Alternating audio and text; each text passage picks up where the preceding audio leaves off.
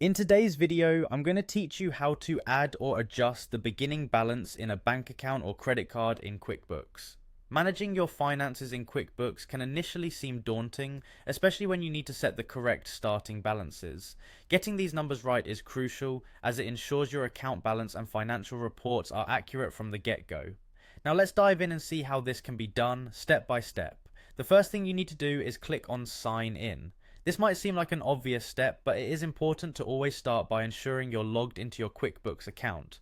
Once you're on the sign-in page, you'll need to choose QuickBooks Online from the given options. QuickBooks Online is the standard platform most users utilize for handling their accounting needs through the cloud, allowing for flexibility and ease of access from anywhere. Next, it's time to enter your login credentials. Carefully input your username and password, then click Continue to access your account. This will bring you to your QuickBooks Online dashboard where you can manage and review all your financials. Once you're logged in, navigate to the Transactions tab. This is where all of your financial activities are recorded, and it's the starting point for setting or adjusting your account balances. Transactions are the backbone of your accounting, and having accurate records here is essential for maintaining proper books. Within the Transactions tab, find and select the Chart of Accounts. Your Chart of Accounts is essentially the list of all your company's accounts, including assets, liabilities, income, and expenses.